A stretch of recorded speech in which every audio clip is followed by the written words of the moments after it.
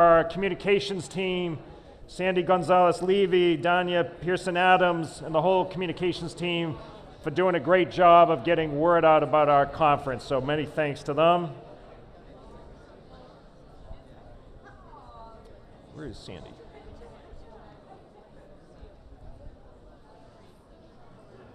Hello.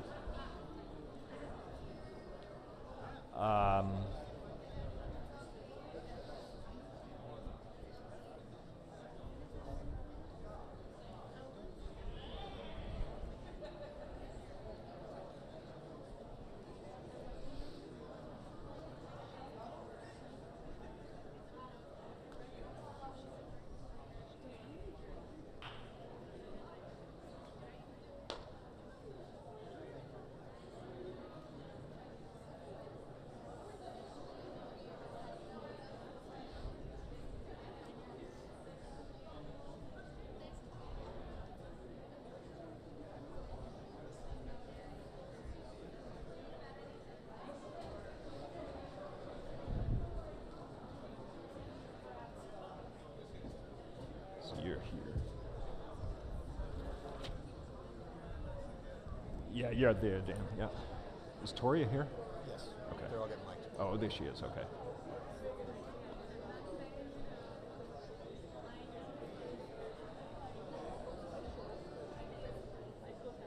So I'll introduce all of you, and then I think when you pose a question, you can mention who's who, although they'll be lined up.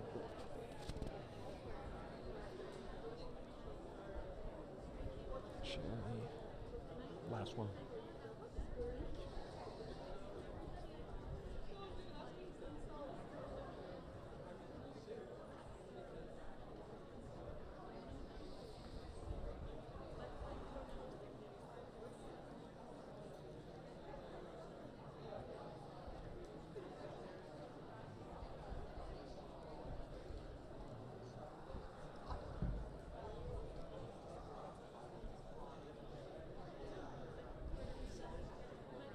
All right, if I could ask you to take your seats.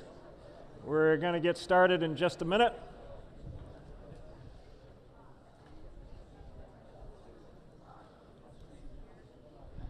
Hey, Shari. Shari, I think if you don't, you're here. Sorry. Because we're doing it alphabetical. So Abramowitz there. Okay. You're there, I think. Tor, you're there. Hello. How are you? Congratulations. Good to see you. Thank you. And Mike, you're here. Jeanette, do I have this right? Definitely designed for men. Sorry. All right, great. All right, I did in my introductory remarks thank the McCain Institute for their partnership with us in this effort, but Cindy McCain was not here. So please join me in a round of applause. Thank you, Cindy McCain.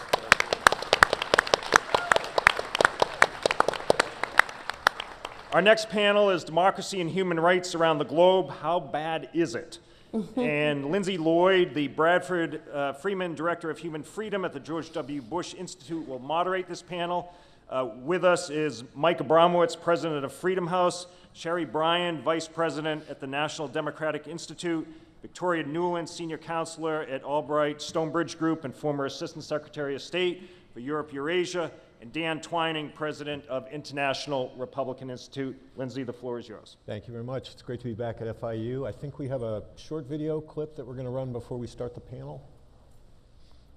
We do. Greetings to those gathered for the State of the World Conference at Florida International University. I salute your efforts to address today's foreign policy challenges and the role of American leadership in the world.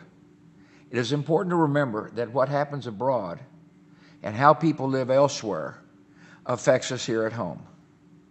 When America turns a blind eye, we invite the evils of oppression, poverty, and extremism to take root around the globe. We must work together to safeguard the democratic order that has provided peace, prosperity, and human achievement at home and abroad. American leadership and strong alliances with fellow democratic nations are vital to this cause.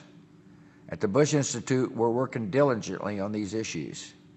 Today, our team is releasing a set of recommendations aimed at revitalizing our support for freedom, democracy, and human rights in our foreign policy. Thank you for contributing to this effort, and may God bless you all. All right. It's a little known fact, everywhere I go, he does a video before I start speaking, so it's a pretty cool perk of the job. We've got a great panel here. We've got a really provocative title for this, and I think maybe we just start off with the question that's posed. When we talk about democracy and human rights around the world, how bad is it? Mike Abramowitz, you want to kick us off? Thanks, Lindsay, and thank you to FIU for having us. Well, I think the short answer is it's pretty bad. At Freedom House, this is something we measure every year in our annual Freedom of the World report. And for the last 13 years, every year we've had more countries experiencing declines in political rights and civil liberties than those having improvements. And our scores for next year are not ready to be announced yet, but I think it's a pretty grim picture. And I would just, to open the conversation, cite a few just kind of data points that I think. Number one, China is getting more repressive. 1 million Uyghurs in concentration camps, trying to tighten the screws on Hong Kong, building kind of an Orwellian surveillance state. I think China is, according to our scores, the worst violator of internet freedom in the world. So that's one big story. And then along with Russia, another great power, they are not only content to crack down on human rights within their own countries, but they're kind of reaching beyond their borders, going after dissidents. And really both countries are kind of holding themselves out as an alternative to the liberal democracy. I think if you go around the globe, you just see all sorts of different problems. I think a big challenge, incredibly not, is in the world's largest democracy, India, which has really had a lot of problems cracking down on Muslims, violence, and now these new laws that are really raising questions about the Indian democracy, and that's a global phenomenon. So I think it's not a great picture. I do think the one thing we have to remind ourselves is that there is a basic human thirst for freedom and democracy. And so we're inspired by what happened this year in Hong Kong. 3 million people out on the street insisting on their rights. I think there's an interesting story too in Africa. 2 countries, Sudan and Ethiopia, which have had a lot of trouble. Popular protest movement in Sudan overthrew the long-entrenched dictator. And then in Ethiopia, there's also a political opening and a very Nobel Prize-winning prime minister who is, so you got to remind ourselves that you have to have optimism here. And I try to look at the glass as half full, but I do think if you look around the world, it's a pretty grim picture, and it's pretty bad, to answer the question directly. Okay. Shari, NDI, National Democratic Institute, is really on the front lines, along with your sister institution, IRI. You're working around the world. What are your people seeing in terms of their efforts to promote democracy and better governance and human rights programs? How bad is it in your view? Well, I agree with Michael. I think it's very challenging right now, and it's probably for over the last 20 years, this has been one of the most challenging years. At the same time, I'm much more optimistic for some of the reasons that Michael laid out. I had the opportunity to travel to 13 countries in 2019. In Africa, the Middle East, the Balkans, former Soviet Union, and Asia, to meet with our partners, the folks that we work with in these countries who are civic activists, political party leaders, candidates, women who are running for office. And they're all still pretty optimistic about democracy. I mean, it was interesting to see the Pew Research this morning or earlier in the discussion. We do a lot of research. We're not Pew, but we try to get citizens' attitudes about how they feel about things. And everywhere we work, people still want to live in a democratic society. They want to have the right to vote. They want to eat as well. And Victoria and I both work with Secretary Albright. She's the chairman of NDI, and she likes to say that people want to have the right to eat and vote. I think that the challenge in most places is that democracies aren't delivering to the expectations that citizens have, especially in new emerging democracies. There's really this hope that people are going to have jobs, they're going to have better education for their children, they're going to have infrastructure, improved economies, and that's not happening, in addition to the authoritarian reach that's happening around the world. But I see the people power of these citizens' protests around the world as a real commitment, and I think that's something that we have to be hanging on to and underscoring and supporting throughout the world. Victoria Nuland, what's your thought? How bad are things? Well, first of all, great to be here with all of you at FIU.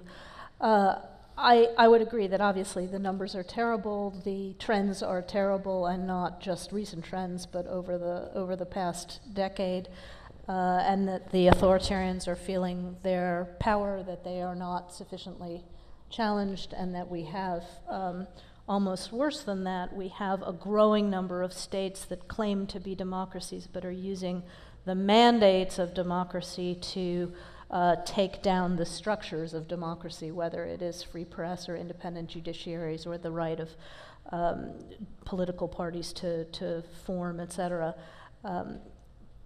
I think, though, as colleagues have said here, that what is interesting is that people on every single continent are fighting back, and we have not seen a diminution of street protest. On the contrary, we've seen more of it, whether you're talking about Sudan or Hong Kong or in Iraq or still in Russia, et cetera. And one of the increasing drivers of protest now is also interesting, which is that citizens fighting back against perceived corruption of their leaders and their governments. And this is a real vulnerability for autocrats and for the mini-crats, if you will, the Erdogans of this world, that citizens may be unwilling to stand up for a free press, but when they think their government is ripping them off, or they think their quality of life is going down while their leaders are enriching themselves, that is something that is dangerous for autocrats and can be exploited by those who want to support democracy by exposing how these folks who claim to be leading their countries are actually enriching themselves. So I think it's something that we need to focus on going forward. The last point is simply the role of the United States. I would say that in the last administration, there was already less of a full-throated American strong beacon from the White House, although we continued to do all the traditional democratic support things that we did, but there was much more of a sense that what happens inside countries is the responsibility of those countries. But now, when you have the United States itself not living up to its own democratic values, when you have from the White House criticism of the press and criticism of the independent judicial system, et cetera, it's very hard for those standing up around the world for all of those democratic institutions to have the champion that they used to have. So I think it's incumbent on us to get back to the role that we've traditionally played if we care about these issues. Mm-hmm. Dan, what's your take? So you left the optimist for last. Look, a year ago, several of us were here. If you had told us that 2 million citizens in Hong Kong would be standing up to the world's leading techno-authoritarian superpower, we would have said no way. If you had told us a year ago that 1/3 of Lebanon's populations would be in the street of Beirut, across partisan sectarian religious lines demanding political change, if you had told us that Algerians would have been protesting in the streets for 40 weeks straight against their military leadership, if you had told us that a war criminal in Sudan named Omar al-Bashir, who had ruled that country with an iron fist for 30 years, would have fallen in a peaceful street revolution and now be subject to justice in his country, I think even a year ago, a lot of us would have said no way.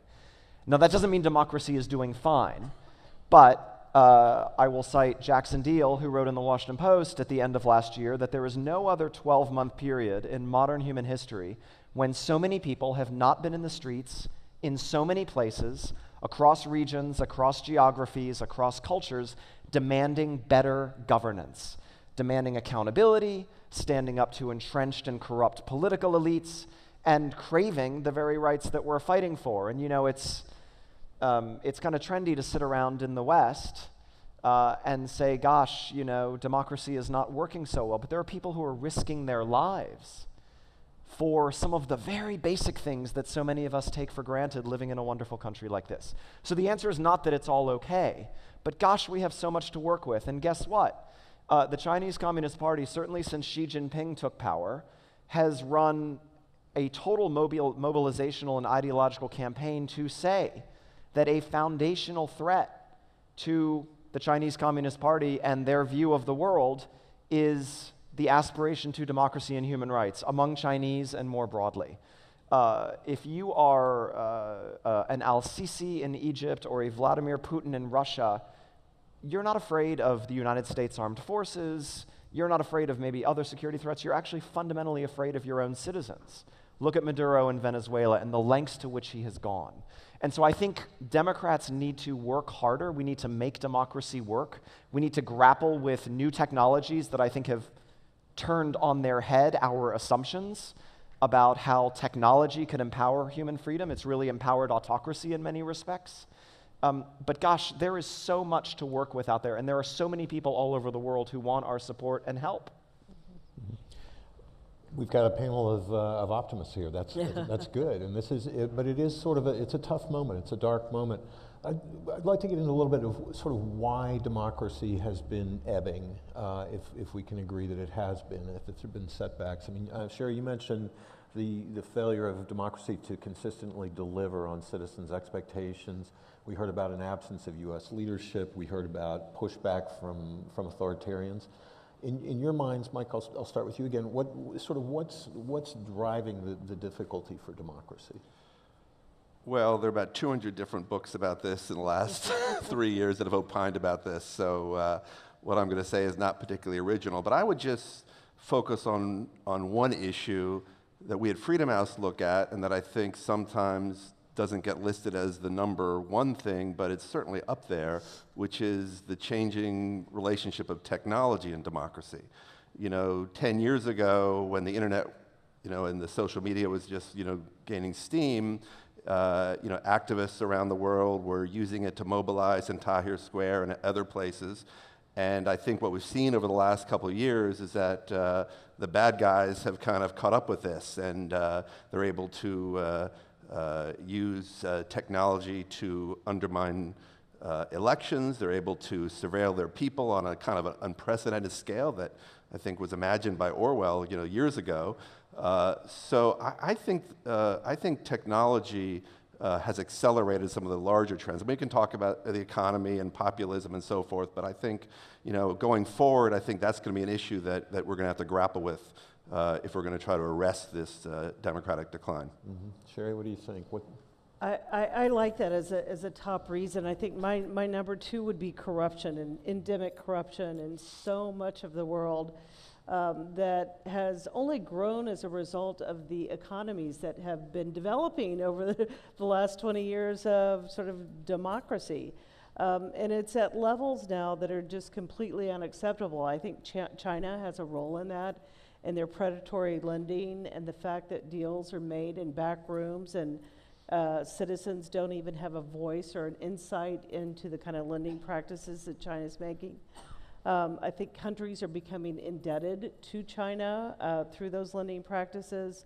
But I think corruption is uncontrolled right now in most of the world. And I think that's in large part why citizens are reacting and going to the streets, because the resources that are coming into the country are not being used to deal with the basics of health, education, and welfare. So I would put corruption as my number two. Interesting, yeah.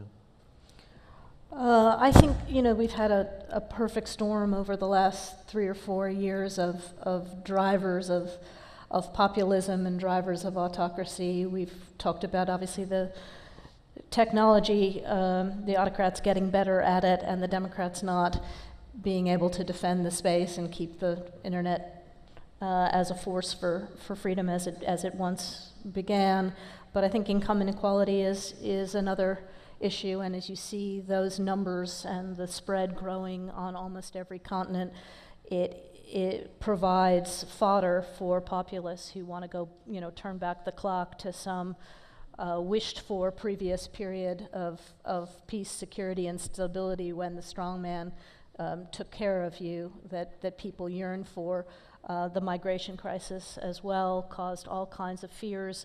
Bizarrely, it's countries with the least migration in Europe, for example, that are most reacting to the fear, but again, rich fodder for populists and autocrats to exploit, that somehow you are losing your native culture and your native history to the other, which has gone unchecked and unexplained by Democrats. There have been no, and then the last piece which plays into this is the lack of leadership pushing back on the other side. We haven't had the Václav Havels or the great champions of democracy reminding those in democratic societies how we got as strong and rich and prosperous and had as much opportunity as we've had over the last 70 years, and that these institutions and its tolerance, and it is independent judiciaries and free press and all those things that hold governments accountable, that allow us to live the way we do. So the autocratic voices have been louder, the drivers of populism have been stronger, and the Democrats haven't been fighting back properly.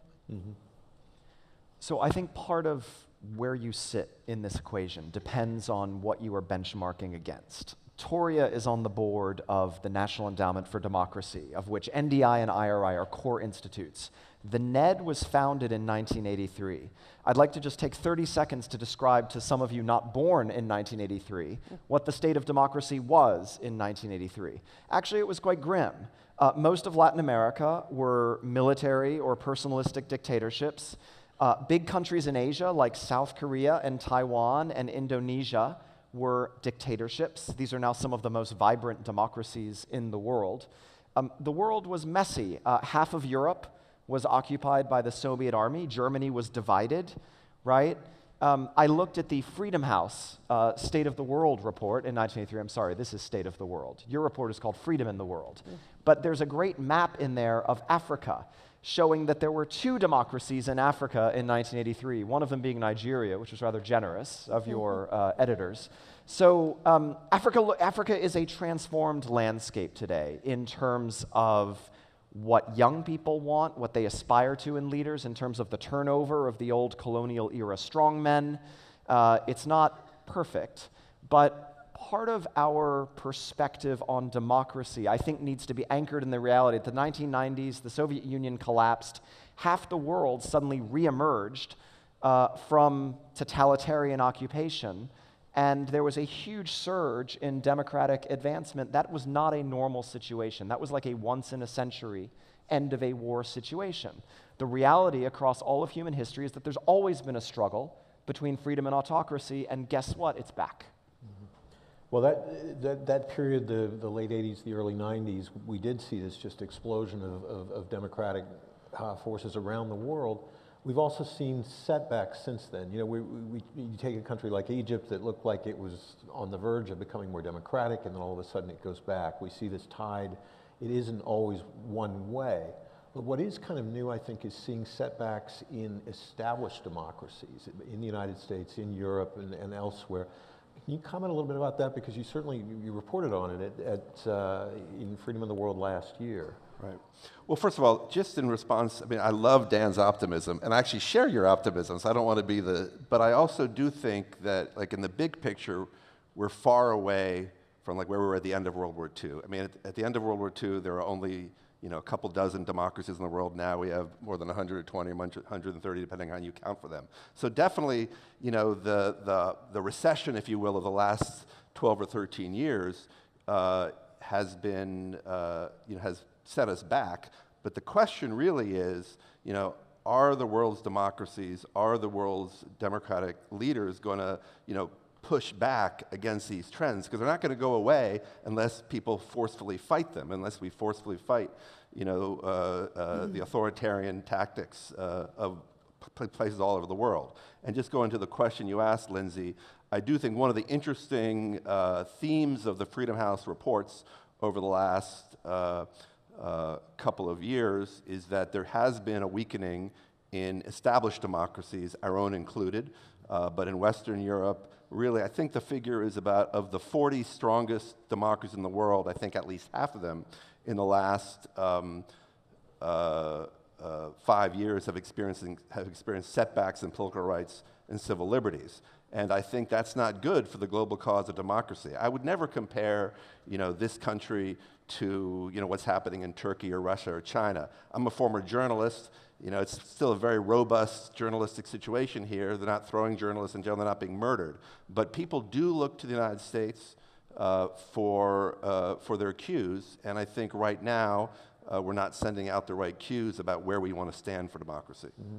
There's a sense in terms of the cues, there's our own behavior, if you will, and then there's also what policies are we advocating, what policies are we supporting, right? Right, but I think it's also as something as being willing to call out, willing to recognize the dictators for what they are. I mean, it's unfortunate when people like Erdogan or Orban or get a warm welcome, in Washington. That sends a strong. I mean, I recognize you have to do business with these people, but it's a messaging here, and I think it emboldens people like that. Mm-hmm. Shari, what are you seeing in terms of that? Does the embrace of autocrats by this administration, how does that trouble you? How does that affect your work? I think it's a big problem. But at the same time, I think the Democrats that we work with around the world see and understand the difference between the Trump administration and his actions and the values and commitment to democracy of the United States. And they still very much believe that the United States is supporting democratic values around the world. They're frustrated that the president and his administration send very different signals. I think as long as we have a Trump administration, it's going to get harder and harder to underscore those values. I think it's going to get harder for us as democracy organizations to say, this is just an anomaly. It's not going to last. We're still here supporting human rights and democracy around the world. But right now, I think we have an opportunity to still use our past history and credibility, the resources that we have contributed around the world, the values that we still hold dear, to help most people understand that we're there for them. But I think it is very difficult with this president. Mm-hmm. Dr. Nuland, you served in a number of senior policy positions. You had to, on one hand, deal with Russia on a variety of issues, but on the other hand, we had a country that was repressing people and we're seeing setbacks. What's the balance for a policymaker when you're dealing with a friendly country or a not so friendly country in terms of balancing the human rights situation with the need to do business, to work together on certain things? I think the strongest American presidents, the strongest American leaders of both parties, including Senator McCain, were able to walk and chew gum at the same time. They were able to make very clear that and be critical as necessary when the foreign country you were dealing with was oppressing its citizens and was not living up to the standards that we thought those citizens deserved, to stand with those citizens, particularly those who are working to make change within their countries, at the same time as we would try to find common interest and common action on issues that could benefit everybody, and particularly our two countries. So, the Reagan legacy in the Soviet time of doing arms control, but being absolutely clear about the human rights situation inside the Soviet Union and its satellite states was the one that was formative for me as a young diplomat and was carried through by most of the administrations that I served. But I think, it's difficult. I spent 32 years as a diplomat, proud to talk to other countries around the world about the strength that it gives you as a leader, as a government, when you submit to press criticism, when you allow a free judiciary, when you are not afraid to have your opponents stand for office and to debate them openly. And when you show your tax returns, when you divest your own assets before you govern, all of those kinds of things that America would always preach to others and to countries that were trying to be more democratic, or to those inside countries pushing for more democracy.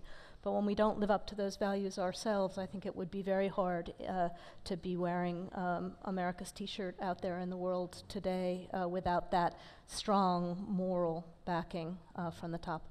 Dan, what do you think? Do you feel pushback? Do you feel sometimes you have to, I don't know, be a little bit shy about promoting these issues given today's political climate in the U.S., or to the contrary? And actually, democracy budgets are going up thanks to the U.S. Congress. Yeah. So no, we feel pretty bullshit about American support. Your own polls, there's wonderful Bush Institute Freedom House polling, maybe you have some more specific numbers, showing that supermajorities of Americans, depending on how you ask the question, between 60 and 80%, I think in your surveys, understand or believe that America should support democracy in the world, and understand very directly why that makes America safer. So it's not as if the American public has suddenly walked away from these issues. I would also add that Pew and other polling shows that in the last 3 years, American public support for free and open trade has gone up. American public support for alliances has gone up, and support Notably for NATO. leadership in the world, including NATO, has gone up. So I would say in a democracy, politicians are actually going to follow the public. Of course, they should also lead. But there is a very strong base of support in the United States for America's traditional commitment. And look, there are lots of students of history here. The founding act of the United States in 1776 was to break away from a monarchical autocracy and build a democratic republic. So American support for democracy and human rights in the world didn't start with Ronald Reagan or the founding of the National Endowment for Democracy or wherever else the origins of the Cold War. It started in 1776. When you mentioned kind of young people and students of history and so forth, we're also seeing a little bit of a gap among young people in terms of enthusiasm and belief in human rights versus democracy. When we did the polling project you were talking about, in focus groups, talking to young people, one of the things we heard is a very strong strain of sort of non-interference, of live and let live, that yes, everybody should have religious freedom or the press freedom and so forth, but it's not our job to impose it. It's not our job to go out and preach this to them. How would you counter that? Why should we be advocating for these things? So I think this was a compelling argument maybe in the 1990s, although actually it turns out in the 1990s, when we had no great power competitors, a lot of people in Europe and beyond were asking for our help in building new democracies. But the fundamental answer to your question today is that other nefarious actors are intervening, whether the US is or not. Venezuela is not that far away from where we're sitting right now. Maduro would not be in power if it were not for the active military and political and covert and overt intervention of Russia and Cuba, right? In the Balkans, my first trip, I took this job 2.5 years ago. I went to Sarajevo, and all I heard about was what the Russians were up to, what the Chinese were up to in the Balkans, what the Iranians were up to in the Balkans, what the Turks were up to in the Balkans. And finally I said, what about Europe? What about America? It turns out there are all these actors now out in the world. And I would say America fundamentally is a force for good, as are our European allies. There are other actors who are not forces for good who are intervening every day. Look at Libya, last example, where Turkey and Russia are potentially starting to fight each other in Libya as warlords skirmish and the government looks shaky, right? The US is not intervening in Libya, but other actors are, and not for the best purposes. I would just add to that it is urban legend that the U.S. has ever imposed democracy, with the possible exception of Germany and Japan after World War II as defeated powers. And I don't think that the populations there would be unhappy about that today. What we do is support democratic forces in countries or democratic transformations when citizens choose them or win them. And that is an important distinction because, as Dan just said, the autocrats are definitely seeking to impose their system and their rules of the road. And that is different than saying, we think the way we live is better for individual humans and it's better for the stability of the planet. Come join us and here's how you do it.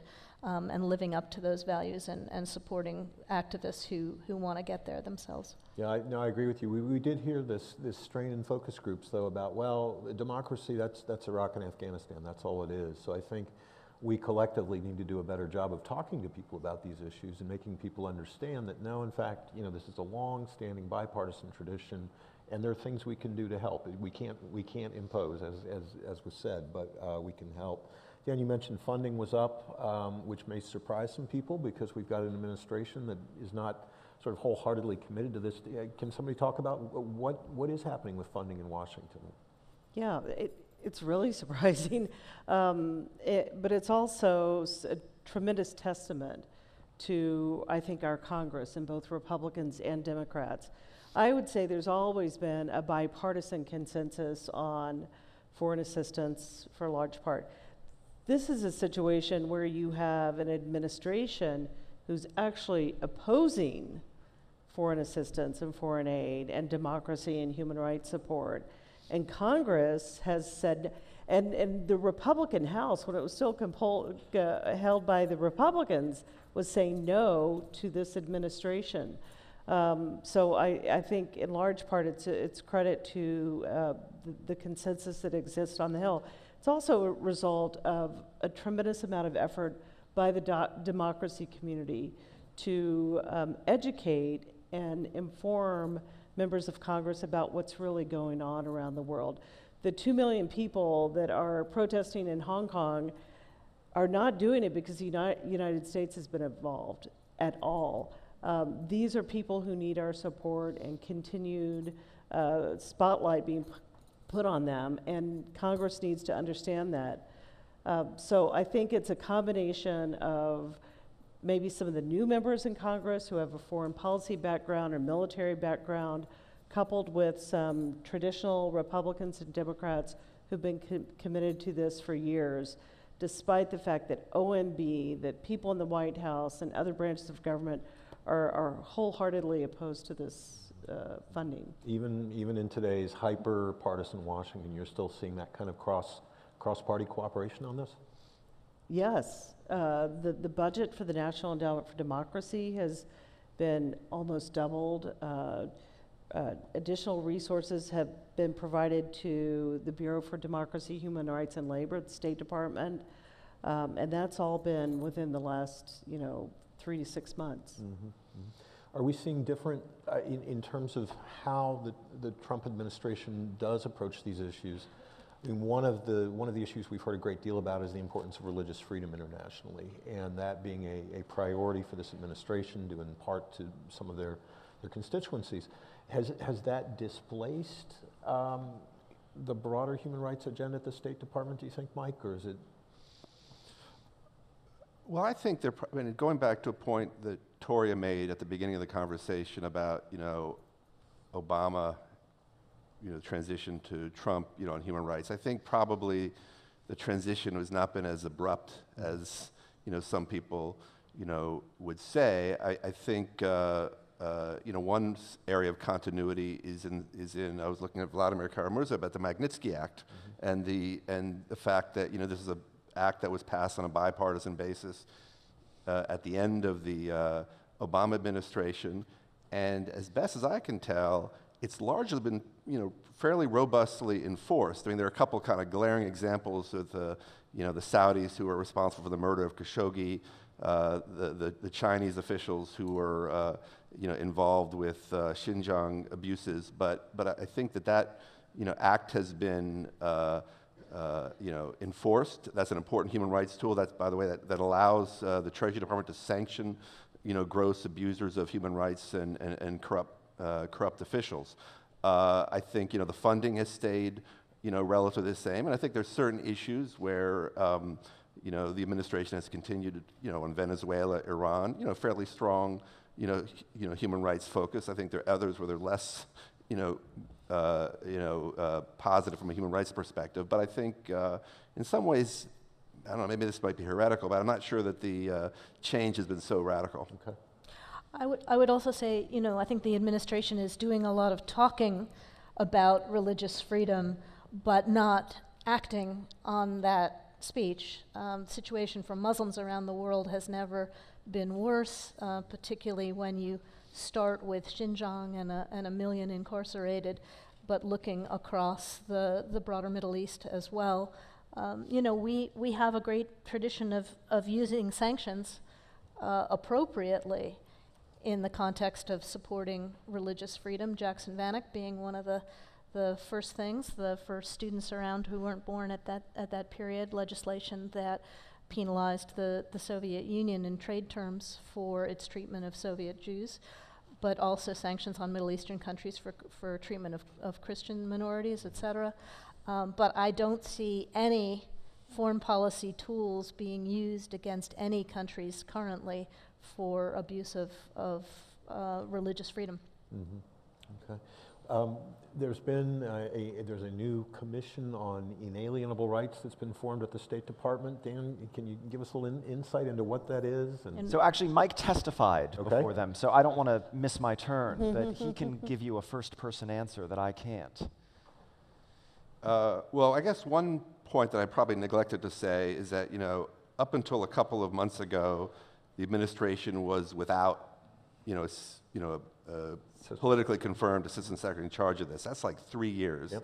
And so I don't think we've really, heard too much from the State Department on these issues. And I think Secretary Pompeo, when he came into office, he asked his former law professor from Harvard, Ambassador Glendon, to chair a commission to look at human rights policy.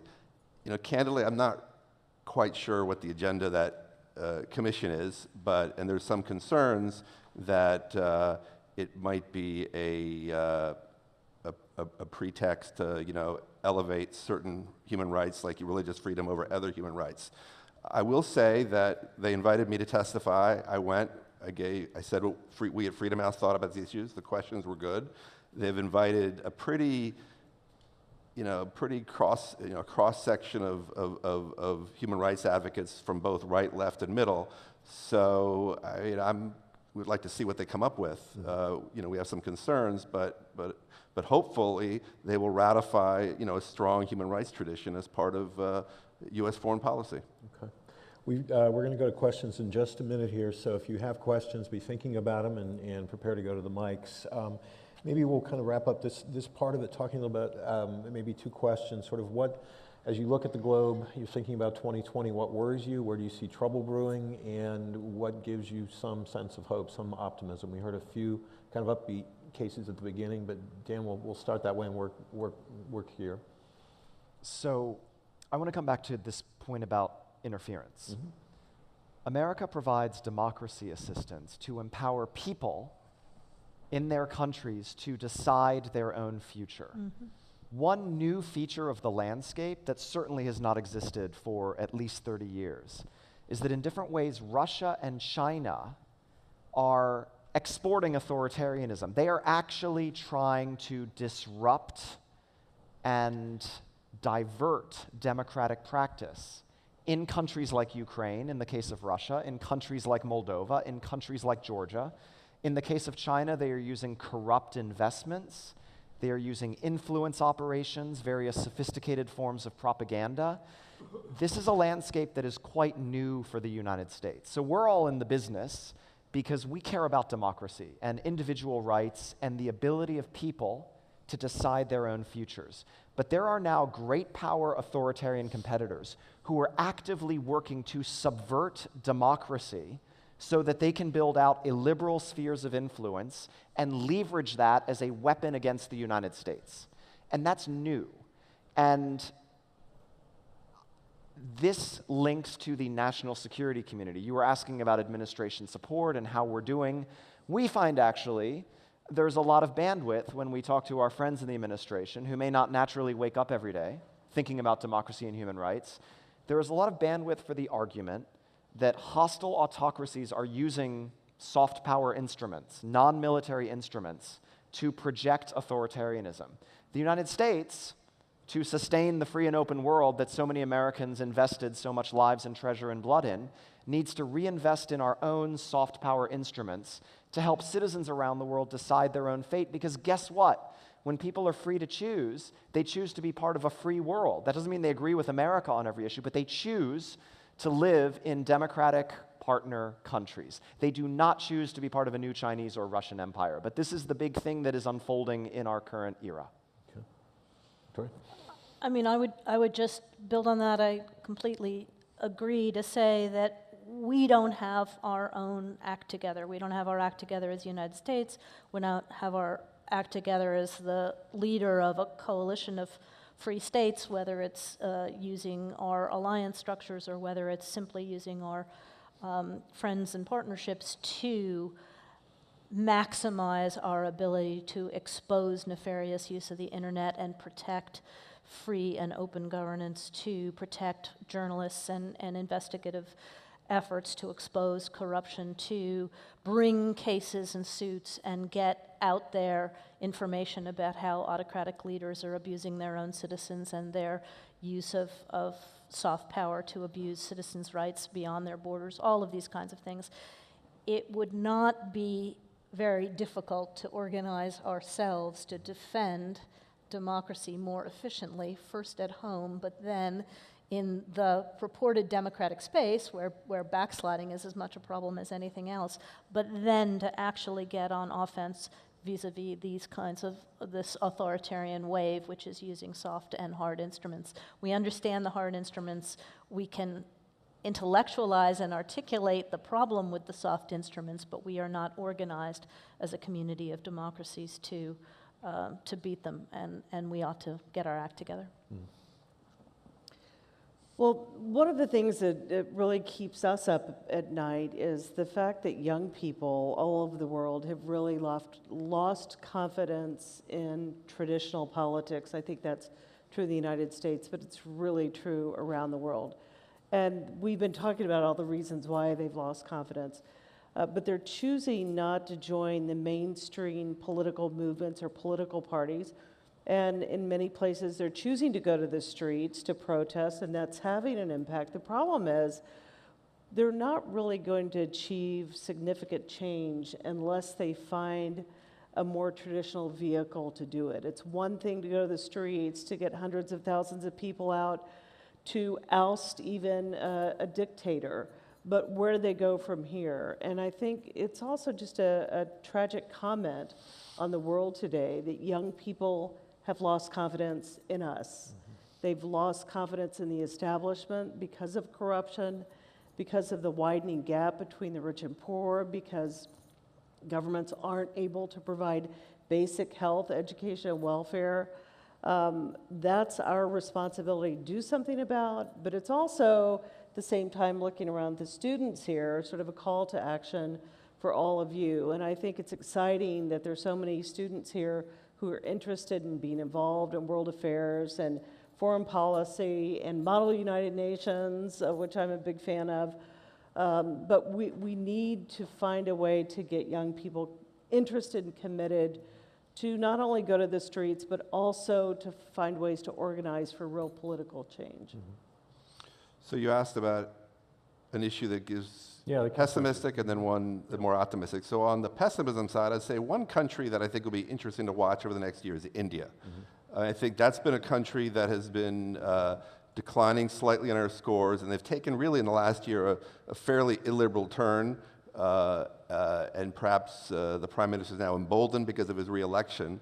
But I think this needs to be seen as part of a global problem of how both democracies and non-democracies accommodate minority views, minority religions, ethnic groups, and so forth. To us at Freedom House, if you look around the world, this is one of the major problems, that democracy is not just about winning an election, it's also about pluralism and respecting the rights of minority groups and making sure that they have a voice. And I think if you look around the world, that's a big issue, and I think India is an interesting case study right now.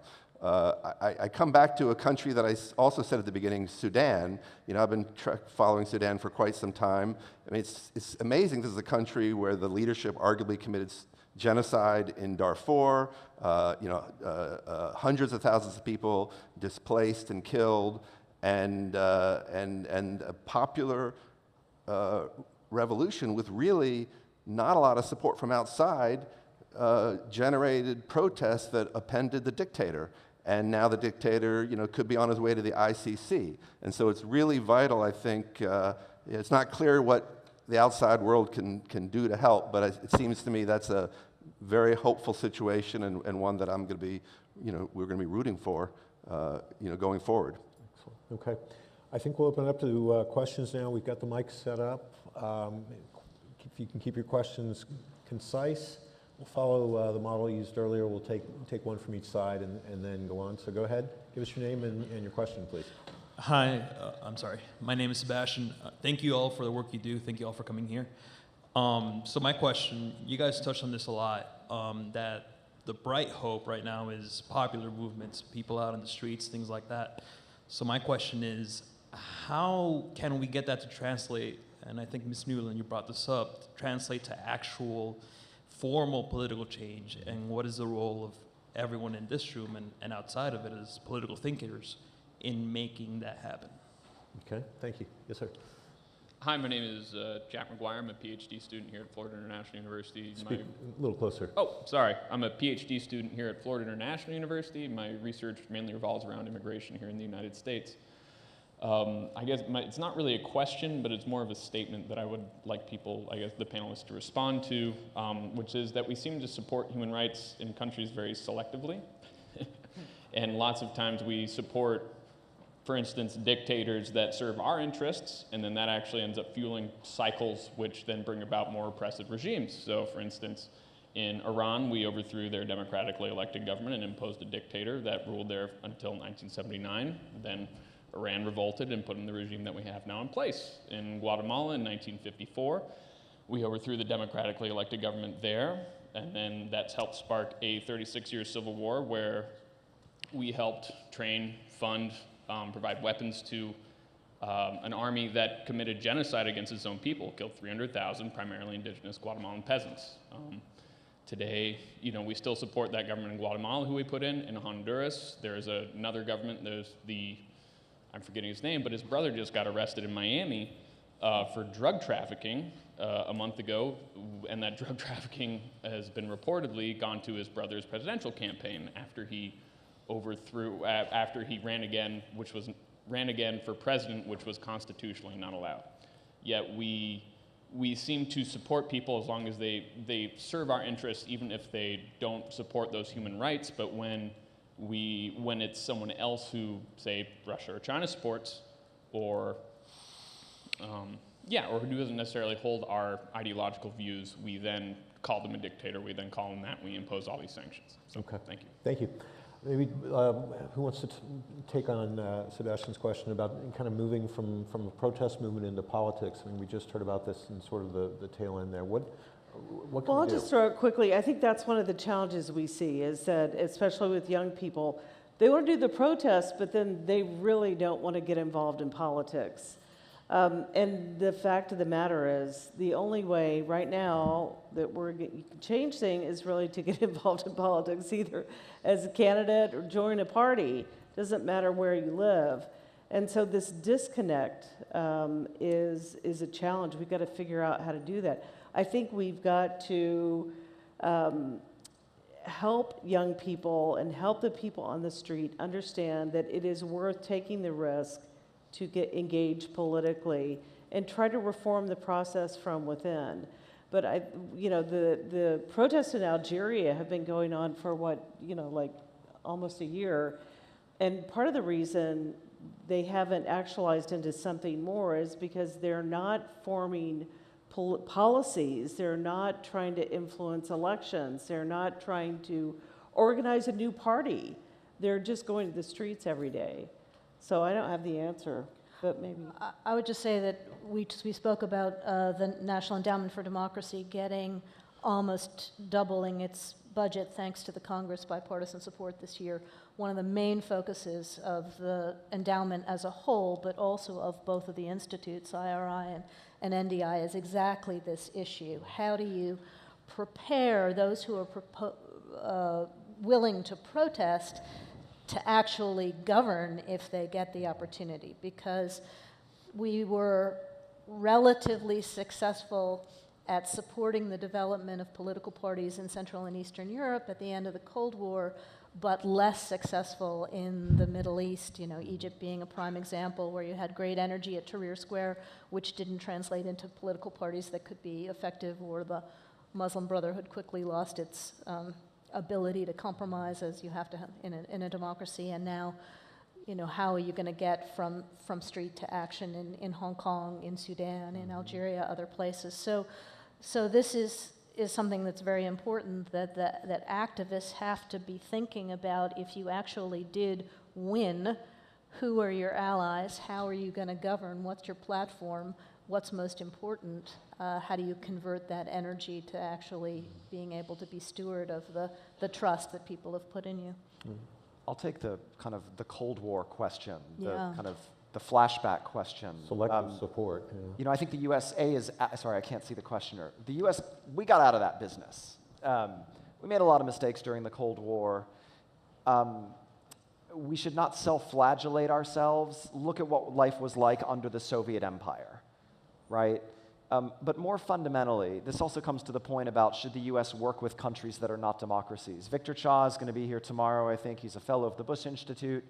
He has a great book about the origins of the US alliance structure in Asia. And look, when the US, after the Pacific War, built an alliance structure in Asia, other than Japan, our allies were not democracies. But guess what happened over the course of half a century of being an American ally? Taiwan, South Korea, one by one, countries democratized. The Philippines, the US intervened decisively in the Philippines in 1986 at a critical period, right? So American partnership actually can incubate more open politics. The problem in Latin America today is not US military interventionism. In Iran, people were in the streets of 100 cities of Iran last fall. They were not protesting against the United States. They were not chanting death to America. They were saying down with the mullahs. And why is our money going to fund terrorist operations in 10 countries? We need that money here at home. In Hong Kong, people were flying American flags in the streets of Hong Kong, not because of anything America is doing. We're not part of that. But I think we should not, it's easy to be in America and to read the newspapers every day or to watch TV and be very cynical. But in fact, when you go out in the world, people still look to us. Okay. Yes, sir. Hello, my name is Alex. I'm a master's student here at FIU. I wanted to know, why didn't we see a stronger response from America about the crackdown in Kashmir and the new citizenship law in India? Thank you. Okay. And over here. Hi, my name is Mia Cleary. I'm one of the students on the Model UN team. I'm also an intelligence fellow. And so my question is, as we tie neoliberal monetary institutions to development of not only the economy but human rights development, how do we expect to compete with China's One Belt Road Initiative that doesn't prioritize human rights? Okay, great. India, Kashmir. Well, a couple points. The one thing I would say, I can't really speak to why we didn't do more there, but I do think, this issue of shutting down the internet as a way of is really, that's a trend that's gaining currency around the world, that dictators are, or illiberal governments, they're not putting up with, criticism. They're just shutting down the platforms by which that people can. So that's a really serious concern. Going back to the technology issue, just if I could just say one thing on the issue of the United States, just to add to what Dan said, because I wanted to make a point. I think the U.S. can be criticized for a variety of things, but I do think when the United States does not stand up for these values and rights, then there are very few other people in the world that are going to stand up for them. So I think there's a vacuum that's created. China's not going to stand up for these values.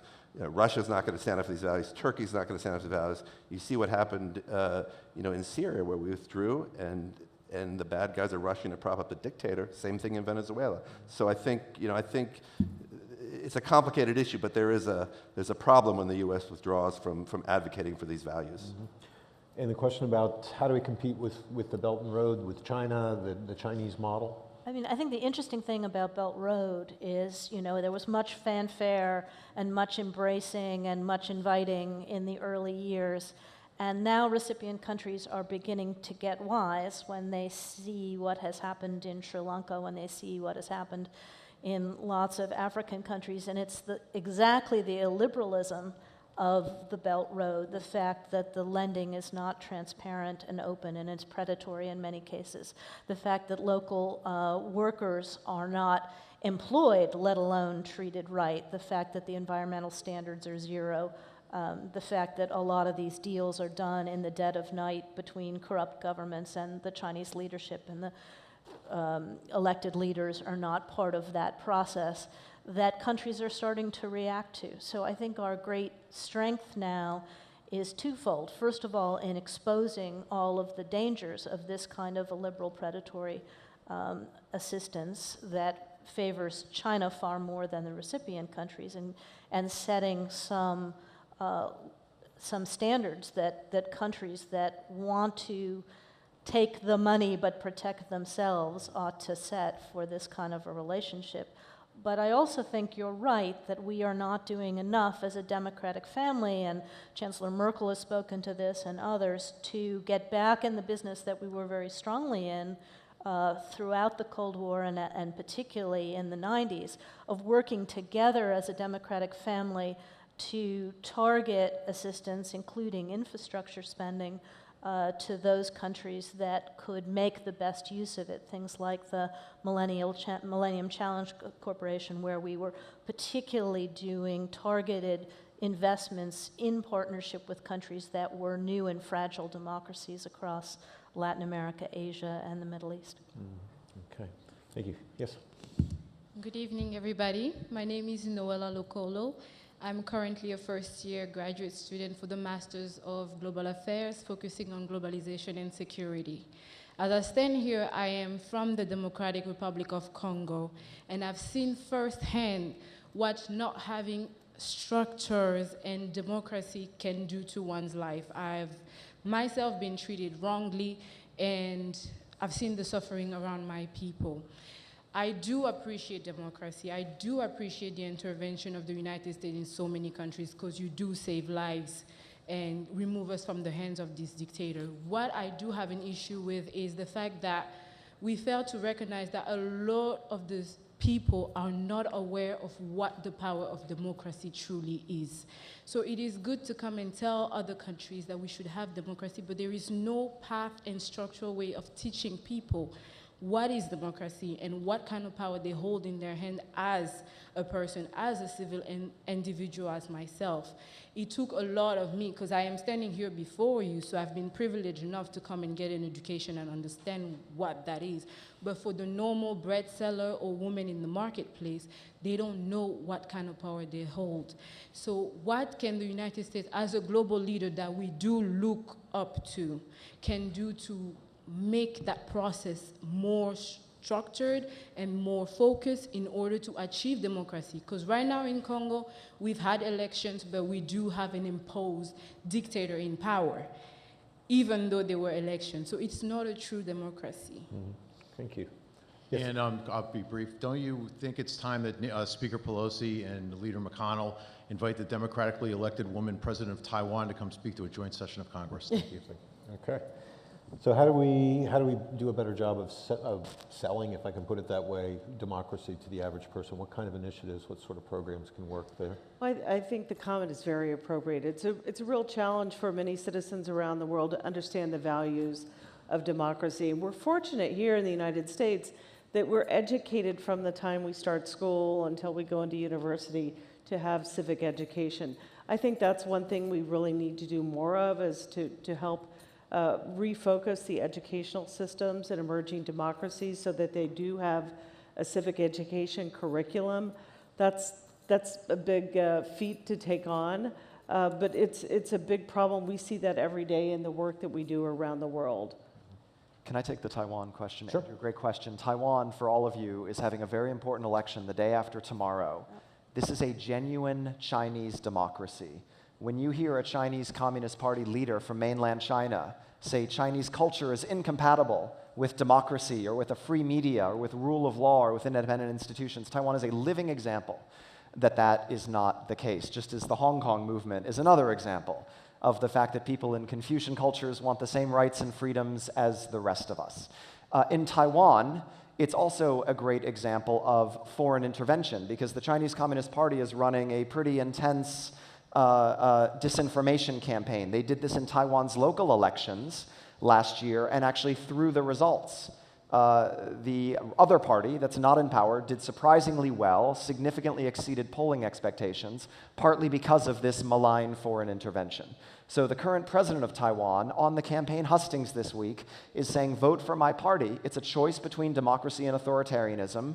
Do you want to live in a free Chinese society, or do you want to end up looking like those people in Xinjiang in those camps, or those poor people in Hong Kong being gassed for being tear gassed, asking for their most basic rights? But this is very interesting in the question of kind of the future of China, because Taiwan is an example of the fact that there are no cultural predeterminants of how a society should organize itself. Awesome. Okay. And yes, she should come and speak to Congress. So we're unfortunately out of time. I just want to thank this terrific panel for being here. You heard President Bush mention the new report by the Bush Institute. There are copies of it out in the hallway if you're interested. It's called Choose Freedom by Nicole Bivens-Sadaka, whom you'll hear from in just about an hour. So join me in thanking this panel, and thank you all.